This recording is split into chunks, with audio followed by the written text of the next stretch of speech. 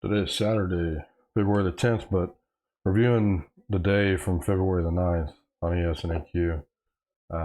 See what happened. I left early Friday, so I don't even know what happened the rest of the day, but looking at it, pretty productive. I saw Wall Street Jesus posted some stuff, uh, from JP Morgan, all those guys, and one of them said that had a 22% gain since Halloween. It's our 14th up week out of 15 on SPX. Pretty crazy. Um, but it is what it is. So it's funny seeing people. Some of the people. I think like the average projection for SPX for 2024 was 5,200 or something. And seeing all those people having to change their forecast, that's just ridiculous, man. They'll probably change them 10 times this year though. Um, just hindsight stuff. But anyway, so what do we do? So Friday we opened up at this week high from Thursday and Wednesday. So we opened up at the week high, so no gap. And, we moved value up. We moved our points of control up. We have another distribution up here. Moved our weekly VPOC up as well. We left some singles in the profile, and I believe G period. We'll look at that in a minute. Yeah, two sets of singles. We'll look at it right now. Yeah, two sets of singles in G period. So if we break this profile out, we'll see we really kind of fought for a while. Here's the initial balance. And took the initial balance in the C period and then fought for a while to really kind of stay above it. And then we had pretty good pullback here, I think, in um, ENF period. And when we found buyers here, it was gone, right? That's when we left the singles and moved up, put in another distribution above those singles, and that's where we closed. Closing the upper distribution on ES and NQ, so very bullish. And that's on super low volume, only 930,000 contract. Yeah, 930,000 contracts traded on Friday. Range was 32 points. Delta was positive 13,000 for Friday before the maintenance period.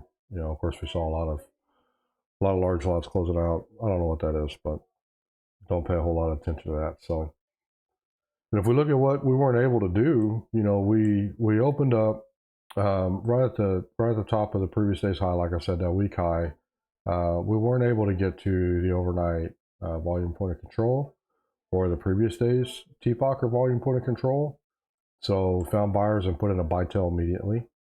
Um, something that's maybe a little less bullish, but not anything that concerns me, is that we weren't able to move the TPOC up into our upper distribution, even though we were able to move the volume point of control up. And possibly a lot of this could have had to do with the closing prints, the market on close on, closing out the day and the week.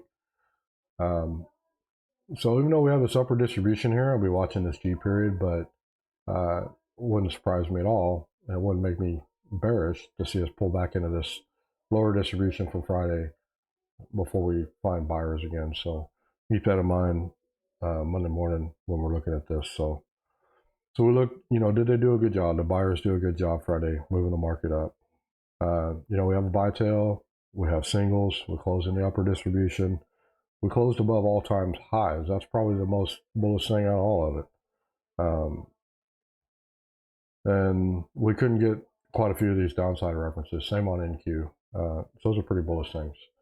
But it was a good, productive week for ES. If we look at the higher time, look at that. It's just straight up, right? So I know this just makes people want to short more, but we still have a gap that's unfilled. We have singles that are unfilled. So we could get some movement to the downside, but before that is really anything meaningful, just to see us go back into balance, and then we can see we've got some pretty strong areas to lean on here before I really think a lot of people would change their mind on this trade. So another thing, some of the stuff Wall Street Jesus posted just showing that on their prime book this week, I think they were net net long on their short position, so net covering on their short position. So we're still very short if you look at the COT data, and I think it's even more short this week. So still a lot of people short in this market, which is great. That's a good thing for us. They want to be long.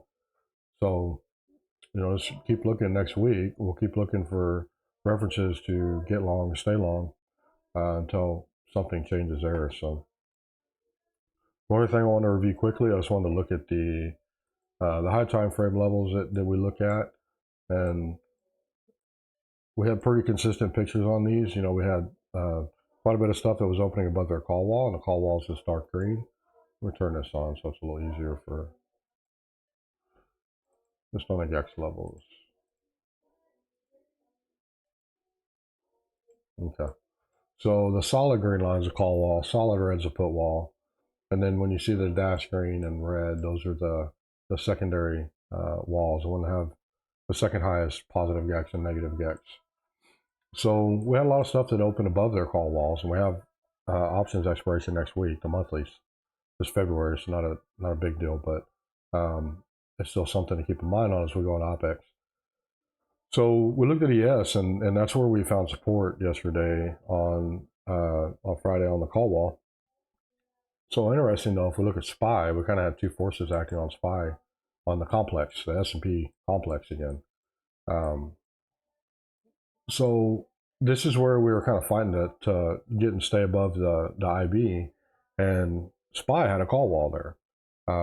With ES, we look for that to be more directional sentiment, and then on SPY, we look for those levels to be things that we really have to fight to get through, to get pinned through, and stuff like that. So we had two different forces on SPY, and then on SPY and ES. And once we got through that, that's where we put in singles, and we built another distribution up here below the what may end up being the call wall next week, right? So I find that pretty interesting.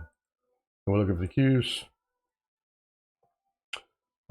We had, it moved up much easier, and it found support on its secondary call wall, and moved up strongly towards its call wall. Russell has a lot of room here. And Strena is not tradable, I know. Where's this call wall below us? Yeah, let's look at IDM, IWM. I don't really like looking at the futures that much on those. So I really don't know what's going on here. But 197.50 is a strike. So it could be that there was quite a bit of gamma here that they were fighting to get through. That's something I'll look at later. But we had a real strong move on IWM after we got through that. And then let's take a look at the Mag 7. So these are pretty interesting because we had quite a few of these that opened up above their call wall, and those were the ones that moved the strongest. Whether that's causation or not, I don't know, but it's correlation. So we had Nvidia, really the top moving stocks of the day. Were all open up above their call wall. So Nvidia moved strongly up. Amazon moved right up to its next wall, where that was high a day. And it actually found support on its call wall. That's where it bounced in pre-market. So we have Google. Once Google got above its wall here, it moved pretty strongly up, but it did find high day. Where is that right there? That's 149.50ish. So we have Tesla. Same, it found support on its call wall.